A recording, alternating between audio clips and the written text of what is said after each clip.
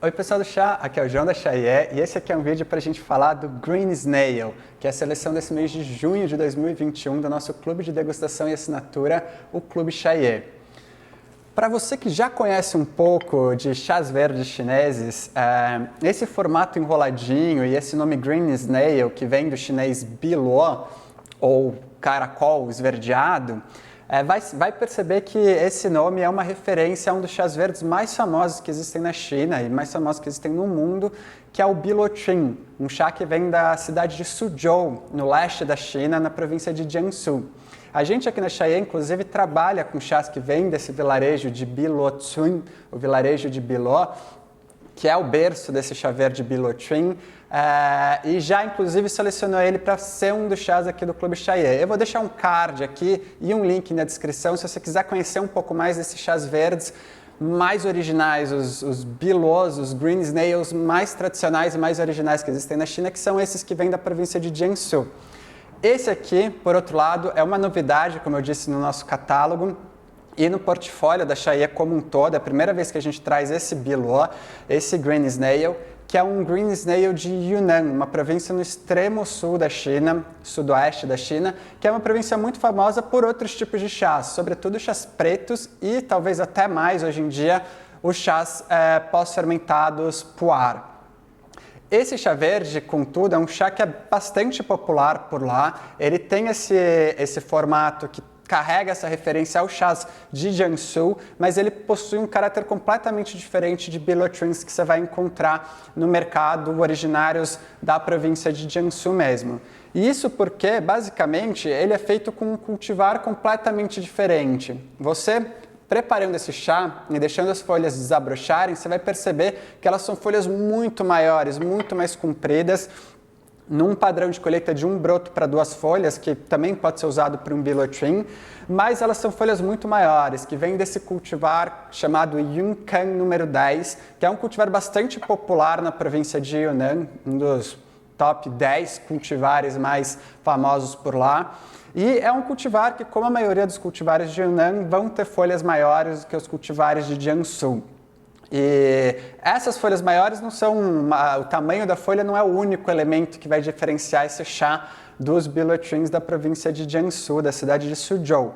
A própria bolinha, quando você pegar esse chá para preparar, você vai perceber que ela tem um tamanho maior, você percebe que ela tem uma textura cheia de nuances, mas além disso, a composição química desse chá vai diferir muito daquela que a gente encontra no Biluoqing tradicional. Isso porque o Yuncan é um cultivar que tem uma concentração muito mais alta de polifenóis, ele chega a ter 35% do peso seco das folhas só de polifenol, isso quando colhido nesse padrão de um broto para 2 folhas do começo da primavera.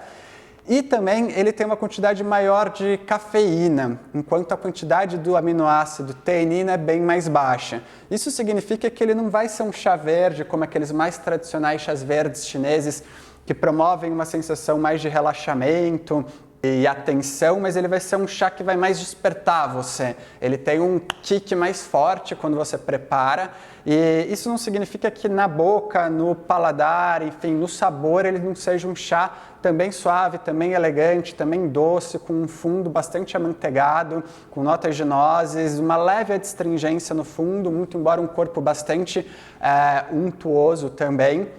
Mas na sensação, no chati dele, ele é um chá muito mais potente, que chega entregando muito mais despertar para você do que relaxamento. Então é um chá que difere, bem diferente do Biluoqing lá de Suzhou, mas possui características semelhantes no sabor, numa certa medida, e na aparência, sobretudo, com essas folhinhas super enroladas e cobertas por uma penugem que fica marcada nessas trechos da folha com uma coloração um pouco mais esbranquiçada. Um chá com bastante broto também. O padrão de colheita, como eu disse, um broto para 2 folhas. Ele mantém esse padrão de uma forma bem legal aqui no Yedi, né, nas folhas depois de infusionadas, mas você percebe que tem um caule mais comprido, as folhas são bem mais compridas do que você encontraria lá nos Biluoqings de Suzhou, mesmo se colhidos mais tardiamente. Então, é um chá que, muito embora faça referência a esse Bílotrim mais tradicional, mais famoso, ele é um chá que traz aquela alma de Yunnan, aquele caráter mais de punch, daquela região mais quente, de monção, com aquelas minorias étnicas e tudo mais. Então agora eu vou preparar um pouco desse chá para dar algumas dicas de preparo. Ele tem algumas sutilezas que valem a pena a gente prestar atenção para poder extrair o máximo dele. Mas deixa eu pegar um pouco de água quente e a gente já volta para preparar esse Yunnan Green Snail. Então vamos lá, pessoal, vou preparar um pouco desse chá para vocês. Vocês, membros do clube, vão receber, como sempre, a ficha técnica do chá na casa de vocês. Aqui tem algumas dicas de preparo. Eu vou fazer aqui um preparo Gong Fu, que esse é um chá verde que pelo fato dele ter essas folhas maiores, mais carnudas, ele aguenta uma sessão mais longa também. Para isso, algumas dicas são importantes. A gente não pode usar uma água muito quente. Se a gente jogar uma água acima de 85 graus nesse chá, a gente vai extrair muito daqueles polifenóis que a gente mencionou, que são mais do que 35% do peso seco das folhas logo na primeira infusão, porque a solubilidade deles aumenta quando a temperatura da água aumenta. Isso vai fazer com que as infusões não se desenvolvam de uma maneira legal. Então, o truque aqui para fazer esse chá numa sessão Gong Fu, que ele aguenta muito bem para mais de 4, 5, 6 infusões, o que é pouco raro no mundo dos chás verdes, a gente vai usar uma água um pouco mais fria. Então aqui eu estou com uma água que, na verdade, acabou de ferver, mas eu vou usar essa água para aquecer os meus utensílios todos aqui, e eu não tenho tanta água dentro dessa chaleira, então só essa aquecida nos utensílios já vai trazer essa água para perto de uns 80 graus mais ou menos. Eu estou com um pouco mais de 400 ml de água aqui ao todo. Ela ferveu faz uns minutinhos já, então só essa aquecida nos utensílios já vai trazer a temperatura para baixo.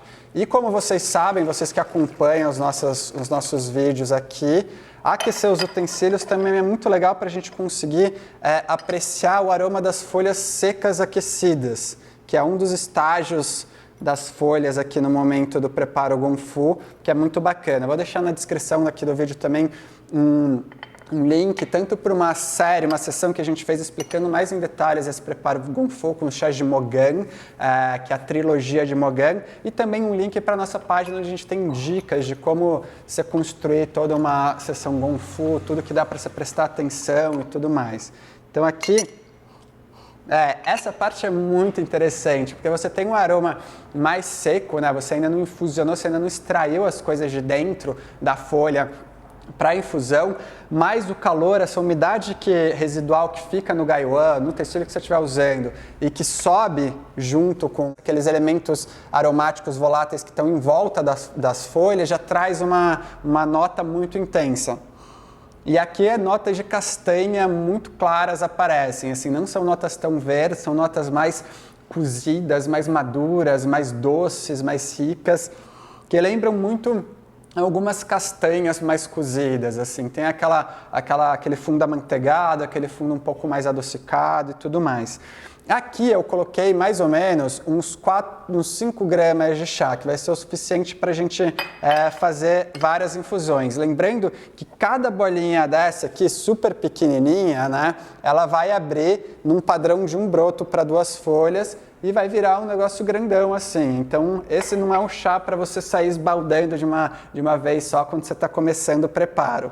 Tem que ter em mente que ele vai se desenrolar e vai abrir bastante. Então, aqui eu vou fazer uma primeira infusão, como para a maioria dos chás verdes, uma primeira infusão de mais ou menos uns 40 segundos. E a ideia é que eu vá estendendo cada infusão em mais ou menos mais uns 15 a 20 segundos. E com isso, como a gente usou essa temperatura um pouco mais amena na primeira infusão, escaldando os utensílios e abaixando a temperatura da água ali para mais ou menos 80 graus, a gente vai conseguir fazer uma sessão com múltiplas infusões.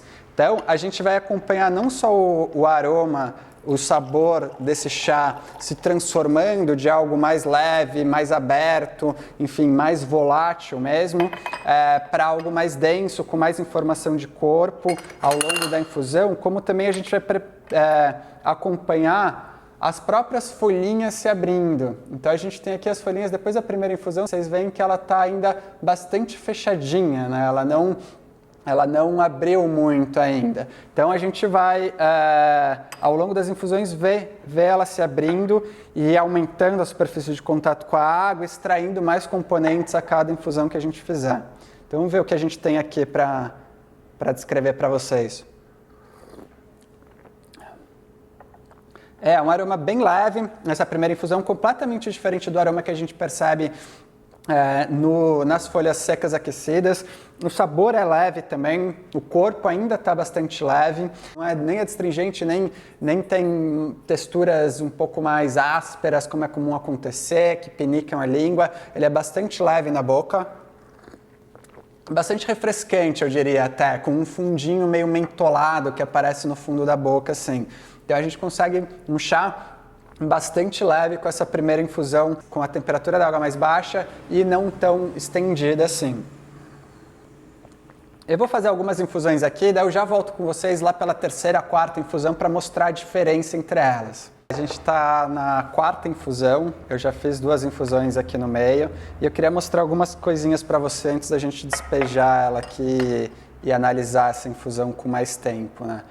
Aquela quantidade de folhas que eu coloquei, olha como elas se abriram. Estou com o gaiwan praticamente cheio. Aquilo que era só o fundinho do gaiwan, ele ocupou já o volume inteiro do utensílio. Então por isso que é importante tomar um pouco de cuidado com esses chás enrolados, sobretudo esses que são enrolados com folhas grandes, né? Esses que vêm de Yunnan, sobretudo, porque eles vão abrir ao longo das infusões e vão ocupar cada vez mais volume aí dentro do seu utensílio.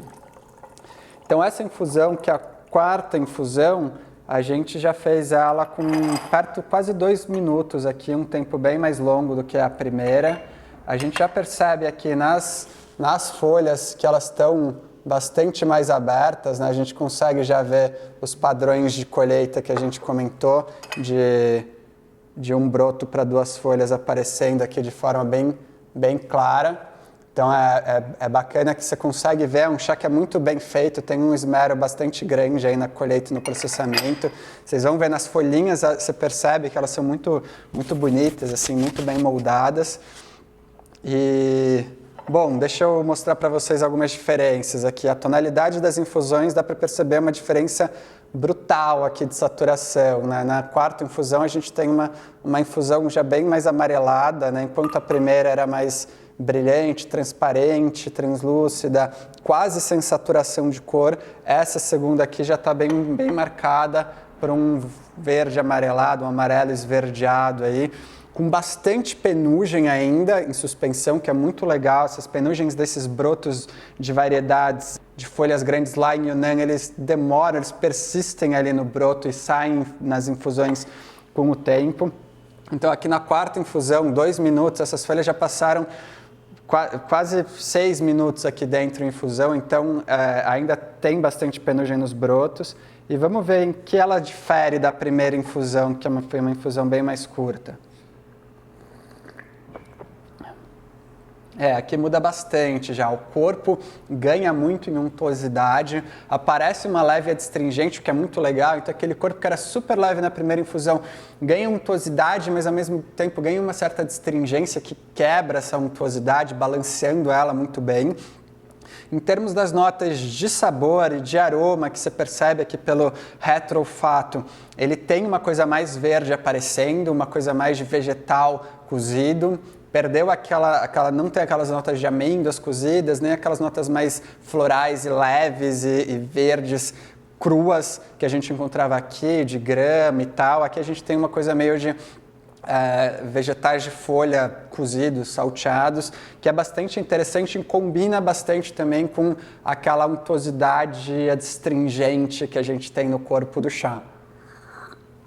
Então, esse é um chá que a gente começando com uma temperatura mais amena, 80 graus mais ou menos, e continuando com essa temperatura ao longo das infusões, por causa dessas folhonas grandes do Yuncan número 10, a gente vai conseguir seguir aqui para além dessa quarta infusão, uma quinta, uma sexta, uma sétima infusão talvez estariam na ordem do dia aqui. Mas eu vou encerrar por aqui, deixar aqui para vocês, além desses links que a gente foi falando ao longo do vídeo, um link para um documentário, A Busca do Chá, que é um documentário que a gente produziu lá em Yunnan em 2017, se eu não me engano, faz um tempo já, mas é um documentário muito bacana para você que quer conhecer um pouco mais sobre a cultura do chá em Yunnan, especificamente, que é a terra desse Green Snail.